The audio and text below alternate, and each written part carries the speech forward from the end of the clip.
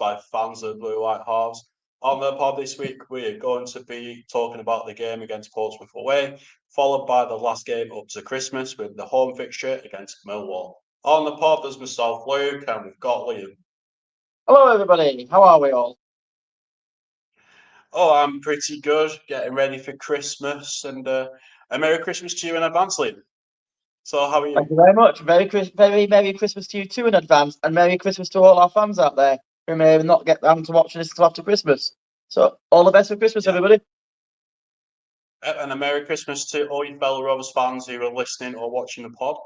So, are you ready for the festive period? Are you ready for giving the presents, putting Not your feet quite up, there get yet. drunk, get merry?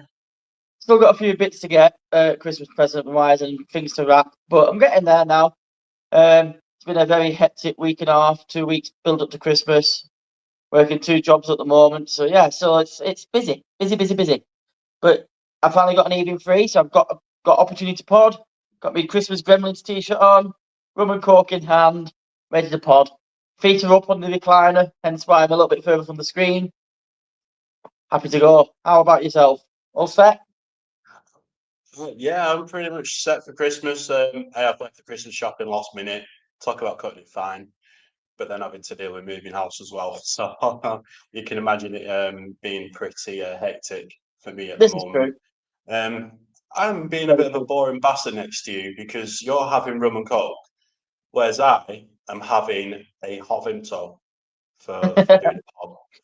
It looks like I've got Yeah. a pint of coke and that lot, which is kind of the case, but I have got about that much rum in it, so there's quite a bit of rum in it.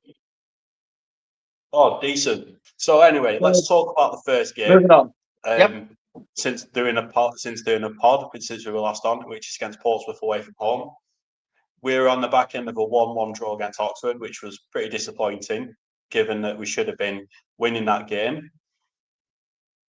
And going into the game against Pompey, this is a team that we should be beating, which unfortunately ended with a 2-1 defeat. What did you make of the game against Pompey? Because we were both quite optimistic against Portsmouth, weren't we? We were indeed. As the And I pod watched that the comes to game. close last episode. We were indeed, and I watched the game, and I generally thought, we're on for a good result here, and then typical Rovers fashion, we kind of threw it away. So, but we'll go into detail about that shortly. I mean, I was optimistic we could come away with the 3 points personally. It just wasn't to be the case, was it? No, it was a very Rovers thing, wasn't it? When we played teams like around us, we're expected to get a result, but somehow we just come up short and throw away points against teams around us or teams that are in the lower ranked teams in the Championship, which isn't a disrespect to Portsmouth or Oxford, by the way, when I speak about that. But we just make hard work of it. And it just seems to be a recurring thing for Rovers, and it's against newly promoted sides in the league as well that we tend to make hard work of it and just not get anything from it. And the Portsmouth game is a classic case in that. Absolutely. It's really frustrating, wasn't it? We were like 1-0 up. I mean, in the first half, there really wasn't much between Rovers and Pompey. It was a very scrappy, uneventful first half. The only moment that defined the game and separated sides was that flash of quality from Rovers. That neat pass from Tavares and setting up Olashi when he dribbled in the box, went through a few players and tapped the ball into the net. I mean, that was a great goal. It was a great finish from Olashi. A lovely finish. There was a bit of confidence. And there was a bit of confidence from him, with that finish as well against Portsmouth. Agreed. And Fratton Park hasn't been quite the fortress it had been this season for Portsmouth. Well, this is why I was optimistic. But, yeah, it was a cause for optimism. Absolutely. And then as we finished at half time, being 1-0 up, thought, right, this could be a good run of form on the road continuing. It could potentially went into half time thinking we need more of the same. More of the same, and we've got this game, taking the 3 points. We're going away very happy. That was my genuine take on it, to be fair. I thought more of the same, and we're going away happy. Yeah, 100%. Like more of the same. and then hopefully we can, ride this game out, see it out, leave Fratton Park with 3 points, which would be a great treat for over 600 Rovers fans that made that long trip down south as well. Exactly. That'd have been a real good away day out as well. But unfortunately, things didn't go to plan. And the second half, it just looked like that we didn't have that game plan. I felt like Ishmael didn't quite have that game plan. I felt he was too slow to be proactive or make the changes that were needed to see the game out. I thought that was quite frustrating. I mean, Pompey made their changes in the second half, which was key to them getting them level. I mean, Ainsley Perth did do some good saves, by the way. Then back-to-back saves as well. But there was some sloppy errors on our part. It was the set pieces again that was our undoing. There was a man not marked in the box that gifted Pompey the goal and helped. And I mean, when they got one back, there was a real belief in Fratton Park for the Portsmouth fans to actually get something from this game. And I mean, to Portsmouth though, I mean, it was fair play to them. Coming back from losing position to turn that game round and finish winning the game after being 1-0 down. But I think what was also annoying for Ishmael was that I thought that he was too slow with the changes. Like when Sandro Johns had his back available, he was too slow with the change. I don't think the game plan was wrong. He was just too slow to make the changes that was needed. However, I don't think his game plan was completely wrong. I just feel like we lost energy in that second half. We lost that fight in the second half. And then some sloppy mistakes and errors cost us as well. But at the same time, I think the changes could have come a bit quicker. And that might have helped us give us a bit more energy just to see out the game. But it didn't. And obviously, as we know, they came back into the game. Yeah, I think the changes should have come sooner, which is part of the game plan. I just felt that they could have had Sandro Johns coming on sooner, and maybe Bradley as well to help see the game out against teams like Portsmouth. And Transfer the sort of player you got readily available that could have come on sooner to help see the game out. And he's a good asset to have things down a bit. Defense. Yeah, exactly, and calm things down a bit as well. I mean, Ishmael was fuming, really, in the post interview when he finished 2-1. I mean, we can all speculate what player he's probably on about, but he was talking about one player making the same mistakes 3 times as well. But a lot of Rovers fans have hazarded a guess on who it is and who he's talking about and who he's throwing under the bus. Fair enough. But do you want to disclose who you're going to guess that? 3 mistakes. He's been quite vague about what the mistakes were. We're making the same mistakes again in like 3 games.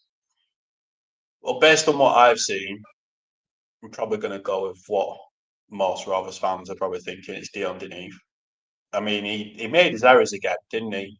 He doesn't backtrack at all for Rovers. And he's always leaving the left back of that back 3 exposed as well. And he doesn't mark the plays. He doesn't look around and read the game a bit. And I know I'm throwing pelters at him, which it might look like, but it's how Dion Deneve has been so far with Rovers. I just think as a wing back, going forward, going up the byline, I think he's all right. I think there's something there in him. But when it comes to defensive duties and tracking back, he's just not aware of the situation. And I don't think he's anticipating the danger enough to track back and help the centre back in that back 3 as well. I do feel like his defensive duties escape him.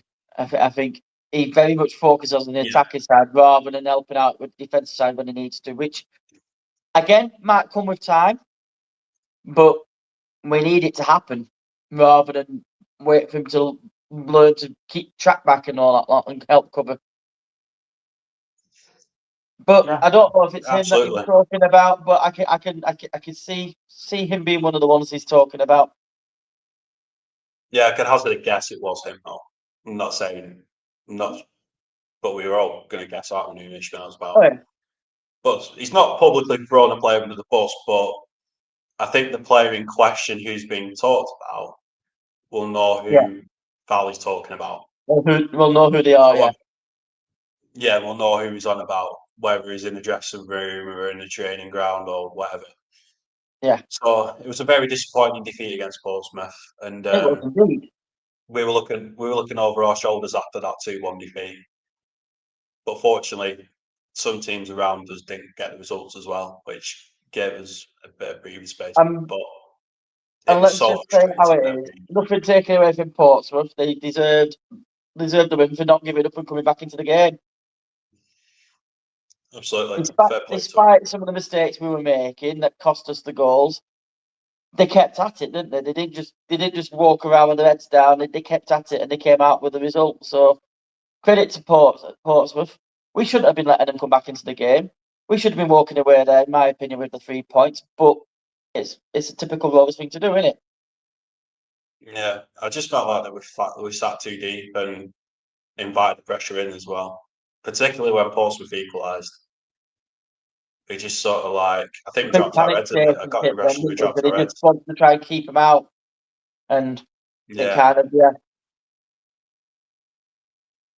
so very frustrating into that game.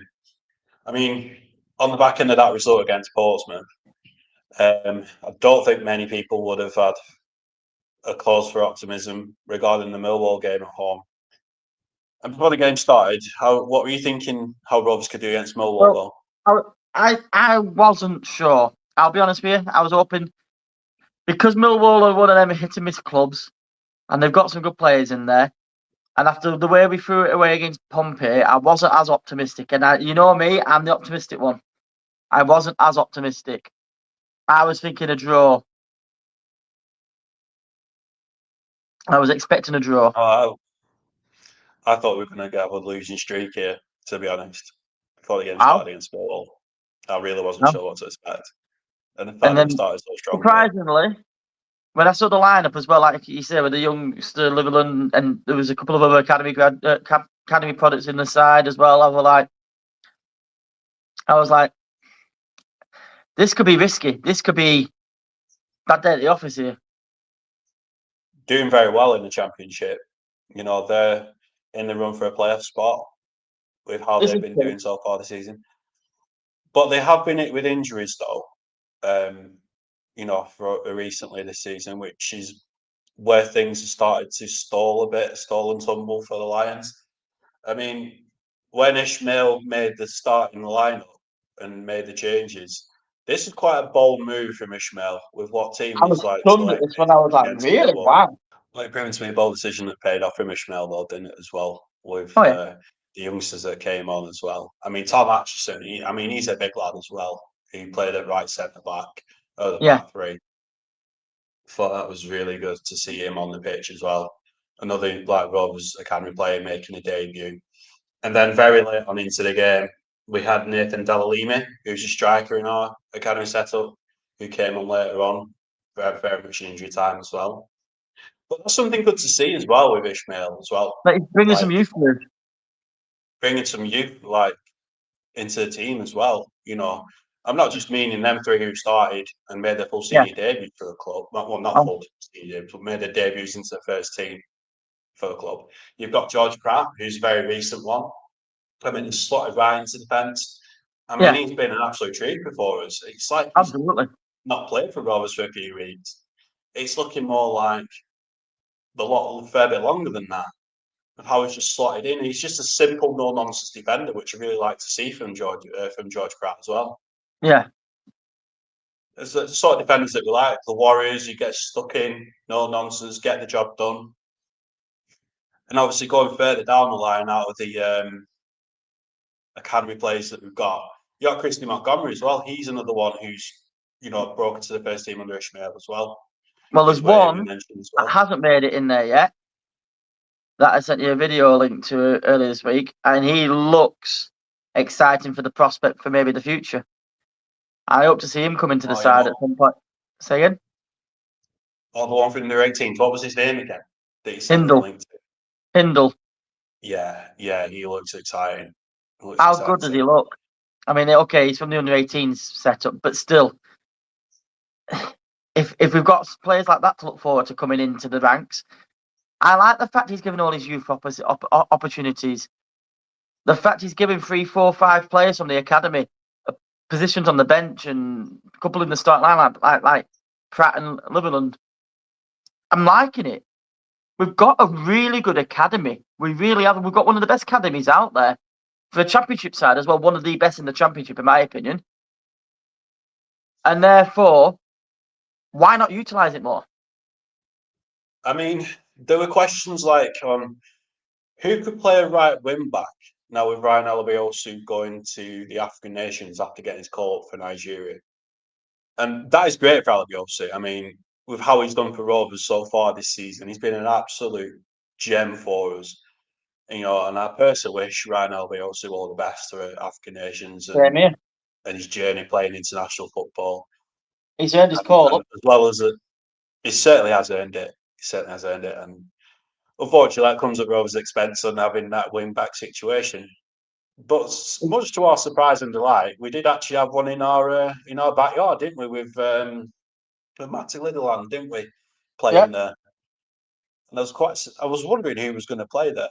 I mean, I actually originally thought maybe Miller and maybe find someone else to play in defence. That's what I originally thought, but he didn't want to shake the apple cart up. He didn't want to move Miller out into the left wing back position. He thought, I'll keep him where he's been playing because he's got used to that position, and I'll give somebody a chance. And I'm quite glad he did.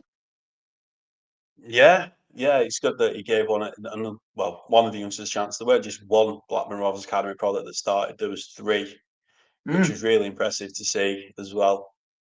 But I was talking more about left wing, right wing back. Sorry, Liverpool. Yeah. I thought Lewis Miller could have been an option, but who could have played centre back? I mean, Hayden Carter's injured, so he can't play that. Sean McLaughlin is a left-footed centre back, so you can't really play him there as a right-sided centre back. And you've got Pratt, who's been very good for us since he's come in. But he's also left-footed as well, so you couldn't. No, that's what I'm saying. They are 2, and it was who would be the replacement for Miller if Miller was to go out wide. That's what I'm saying. Yeah, I knew what you meant. That's why Lewis Miller couldn't really play there. So that's why he was ruled out.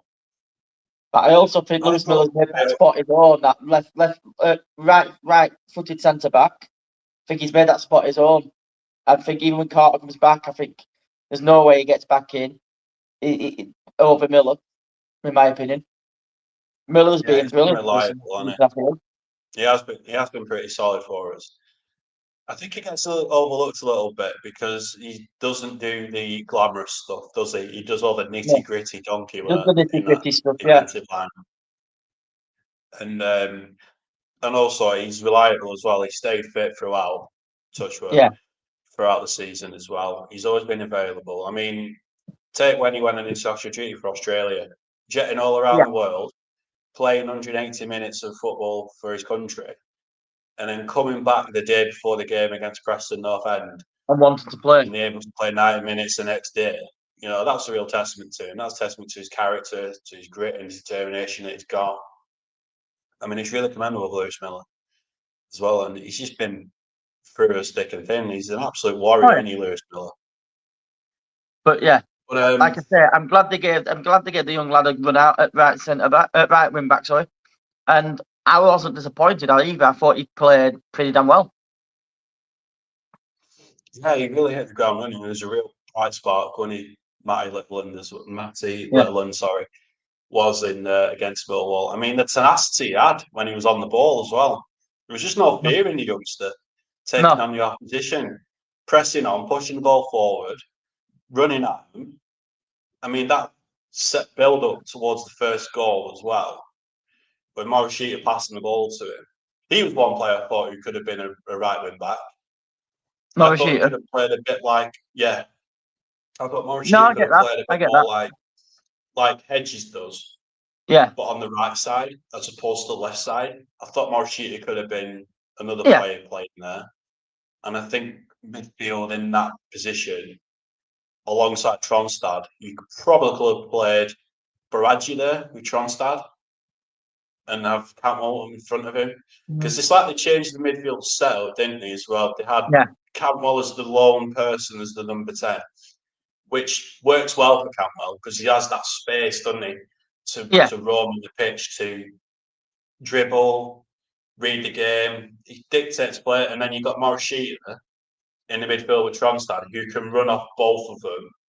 And that link-up play is pretty good, I've seen, with Tronstad and Morishita in that midfield against Millwall. I thought it was really good, like, link-up play between was very the good. three as well. But unlike Rovers, though, at our home games, we've been very slow to start. We've sort of dragged our feet, haven't we, when we kicked off? We never really got off on the front foot. We were a bit slow to start games.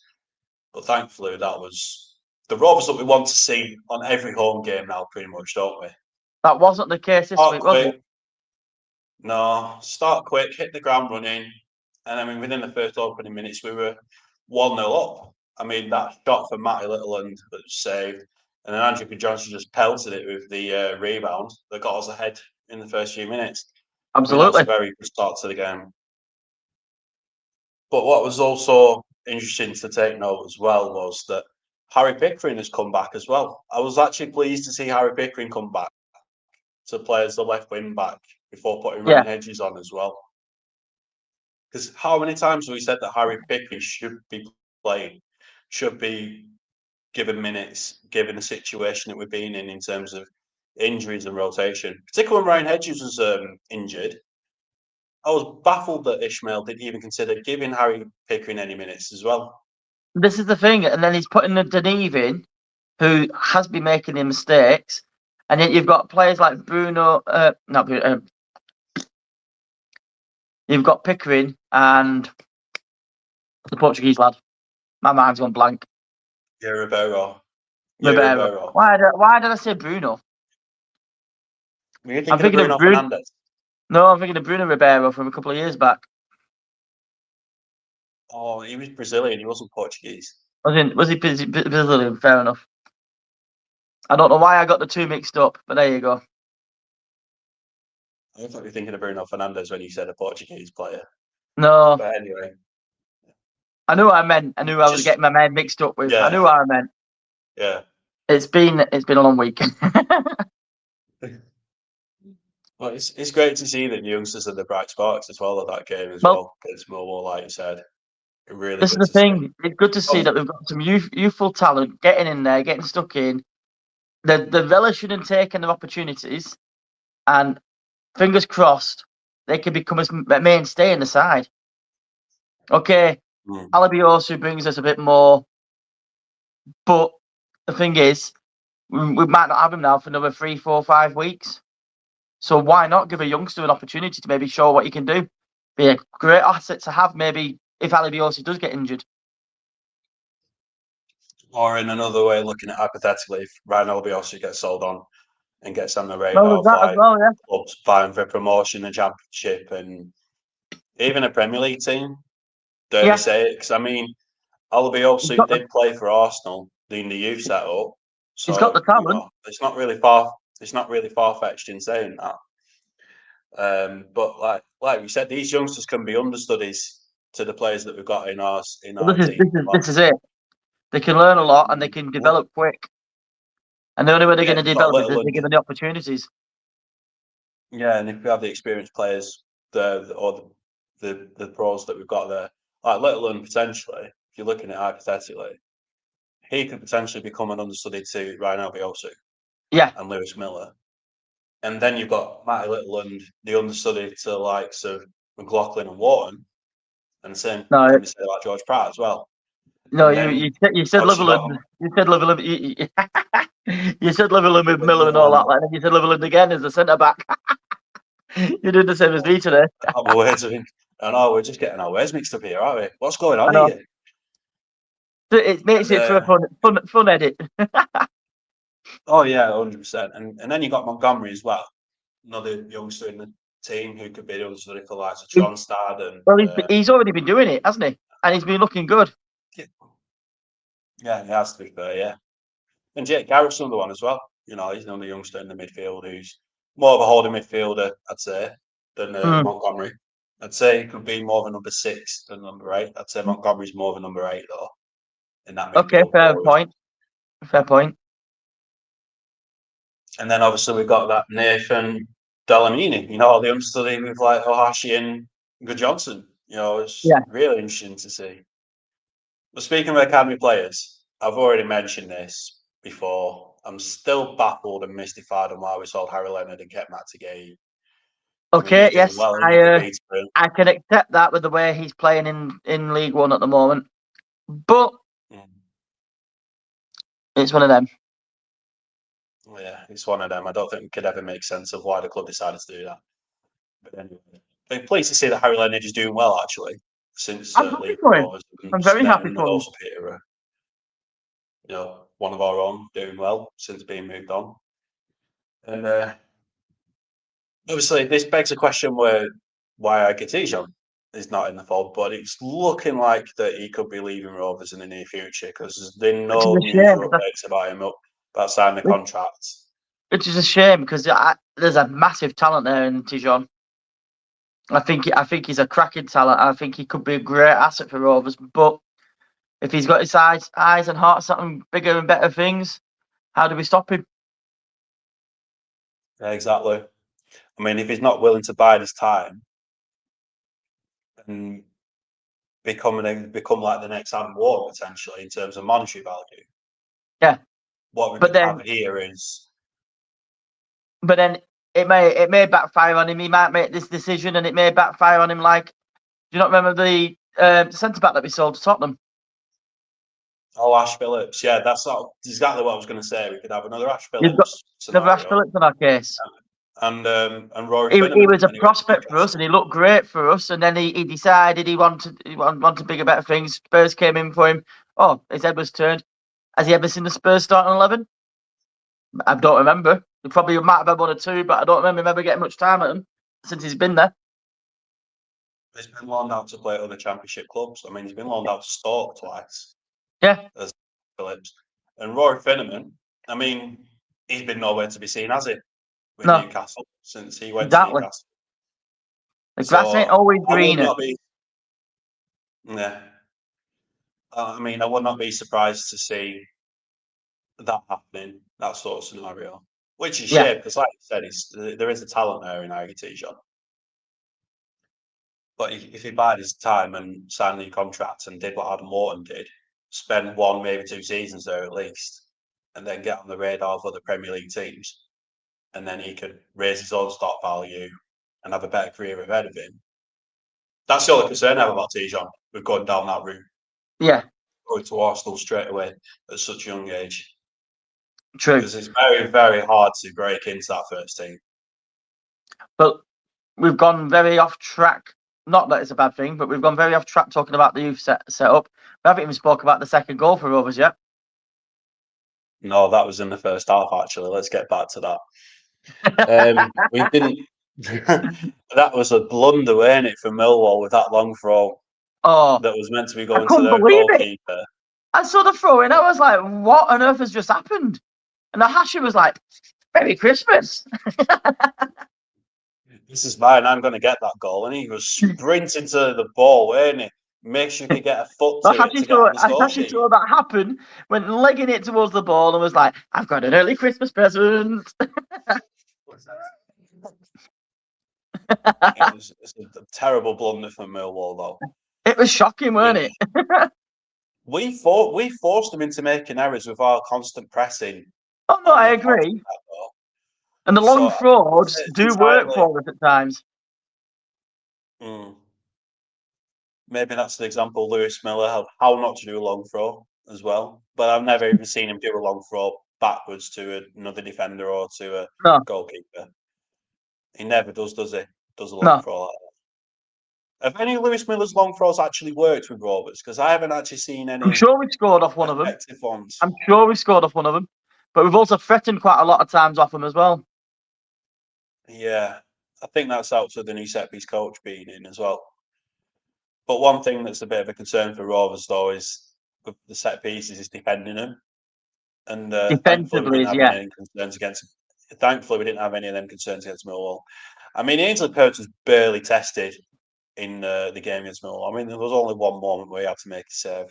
Yeah. I mean, when it finished 2-0 at half time, there was a obviously a field goal factor for Rovers as well. But obviously, this is Rovers we're talking about here, so we can't exactly go right. We've got this win here. Still another 45 minutes to go, and another worrying concern for us throughout the season is that we just don't play the full 90. That has been a recurring thing for Rovers, like this season as well, not playing the full 90. Yeah. And then obviously into the second half, Millwall made some changes to make it a bit more difficult, a bit more tighter at the back. So it made it more difficult for Rovers to score. It was more of a scrappy second half. But did we really need to score once we got 2 goals? Yeah. Well, it'd be good to try and get more goals. No, I'm saying, but did we really? Once we got 2 goals up, is it not better just to keep the press on, just keep them in their half, just avoid any danger against us? Yeah, that's the idea, really, isn't it? And then just see the game out as well. I mean, what really made the difference for Rovers against Millwall was like having our senior players coming back from injury. Yeah, like we mentioned before. Ryan Hedges coming back, Sondre Tronstad back, Todd Cantwell. That has made a big difference for Rovers as well. And hopefully that could be the turning point if they stay fit and available for the rest of the season as well. No, I agree. And Baraji, though, looked quite good, though, when he came on. Well, I've been saying this for a while. I think Baraji is a talent. I was excited when we got him, and I wanted to see what he'd be like when he came back fully fit. And he's starting to show glimpses of what he can be. Yeah, there definitely isn't. Is that decision making is really good. What I've seen in midfield, he's got that eye for a pass. He can dictate play by either slowing down the tempo or upping the tempo. Yeah, he's quite strong, isn't he, as well? He's quite a strong player as well, which is also good to see as well, Baraji. I think there is more to see from him. Totally agree. I mean, once he gets up to speed, and if Rovers choose to get him on a permanent deal, I think we've got quite a player in our hands there as well. Absolutely agree. Absolutely agree. Forward. But so maybe the future's not so. Maybe the future's not so grim for Rovers. We're only halfway through the season, so I think it's still early days though, and the jury is still out on that. What I'm saying is we've got some good talent that we signed, and like Miller, Alabiosu, Good Johnson. We've got some good looking. I'm not saying they're definitely good at the moment, but good looking youth talent being given opportunities from the academy. And then you've got players who we signed like Baraji, who hasn't really got a chance to get going yet, who's now starting to get the minutes, that potentially could be another good asset to us. There's things to look forward to, definitely. Yeah, and even like Axel Henriksen when he came on later on, didn't he, as well? Did he come on for? He came on for Johnson actually up front, and he looked using his strength and stuff up front. I mean, he's a raw talent, Axel Henriksen. I think he's one that needs a bit more nurturing and but I can see something in. I like his confidence with Axel Henriksen. I think he's one player that can hold his own, and I like to see. He's one player that would be quite good with doing the dark arts, not just dealing with them, but also dishing it out as well. That's something I quite like to see with Henriksen. And he's not afraid of taking on the opposition as well. That's another thing I quite like about Axel Henriksen. But back to mentioning Matt Gay as well, though. I mean, he wasn't even making it to the bench as well, which says all that you need to know as well about him, doesn't it? Yeah. I like what you said in that game. I do think his time's done. I don't think he would. I mean, he hasn't done himself favours, but I don't think he's done enough to seal himself a position staying at Rovers. However, I do feel he could have been given more opportunities than he has had in terms of like starts and stuff like that. He's only ever been one of those who comes on as an impact player, and then because he comes on as an impact player like later on, it's one of them. All he ever wants to do is go forward and try and get a goal so he can prove himself that way. He doesn't do enough coming back. But I get it. I don't think he's a team player. He's hungry to try and prove himself up top because he can see 2 strikers ahead of him getting goals and he's not getting any, but he's not getting the time to do so either. So I can kind of understand how he's feeling. But like you say, when you're a team that needs to get over the line as a result-wise, sometimes going for that goal isn't the right move. No, you need to get yourself tracking back, Yeah. helping the defence, like in that situation that we mentioned before. I mean, I don't think he'd do himself very well, and I don't think he'll do himself in good glory when we're in a need for a goal. He's just not good enough. His finishing's not good. His positioning. I mean, how many times has he been offside when he No, comes fair on point. playing for us? And I just think he's got a bit of an attitude problem. When he was last playing for us, Yeah. like, it just didn't cover himself in good glory at all.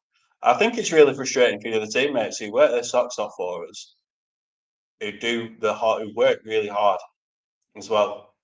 I don't think there's an attitude with Gay going, right, what can I do to impact the game? Let's see what I can do for the team, sort of thing. I don't think that runs through his mind. Well, it looks like it from where I was sitting anyway. But To the me, fact it he's looks not like he's made just it to hungry the to try and prove bench. himself at the top of the pitch and forgets about doing all the other stuff. Yeah. But he's just not good enough. If you need a goal, he's not a person you can turn to. He's not the player you can turn to. And the fact that he used Axel Engson to play up front instead of Gay says a lot. And what doesn't help with Todd Campbell with that no bounce challenge as well. I mean, did you hear what Todd Campbell said to the presenter on the no bounce challenge? I'll give you No, £100 if he scores. That's all you need to know. I don't think you can say any more than that, could you? So after that game against Millwall, I mean, it gave us a bit of a boost in it as well, running into Christmas. Rovers, absolutely. where are they in the table? 20th, 25 Yeah. points with a 6-point gap over the bottom three. So that was a very well deserved 6 points, a good performance, and it's something we could do going into Christmas. And the last game of 2025 ended with a victory at Ewood Park. So Well, I think the fingers New Year's crossed. resolution for the club, Well, definitely New Year's resolution for the club needs to be getting some more points from home. that being a New Year's resolution for Blackburn Rovers anyway. I think Absolutely that's what agree. the fans will want, a New Year's resolution for the club anyway. Make Ewood Park a fortress. I mean, if we start winning more games and getting more performances, that'll help. So that wraps up everything for Totally Rovers. What did you think of the game against Portsmouth and Millwall coming up to Christmas? Let us know in the comment section. Yeah. So that wraps up everything up. One last thing as So, well. What do you think about your youth talent being brought through? Are you excited by the youth talent? The fact that Ishmael's given him a chance and given him some chances, opportunities. It'd be nice to hear your opinions on some of the young players. Anyway, thank you for tonight, Luke. It's been a good yeah, episode. thank you as well. Yes. Well, Alan Hansen once said you'll never win anything with kids. Well, we won something with kids in that game. Sorry, I Al, but agree. we did. So thanks for watching and thanks for listening. Don't forget to like, comment, and subscribe. Merry Christmas, everybody. Yeah, Merry Christmas, everybody, and I hope you have a great one. So we'll see you next time. So have a All good the best. Christmas.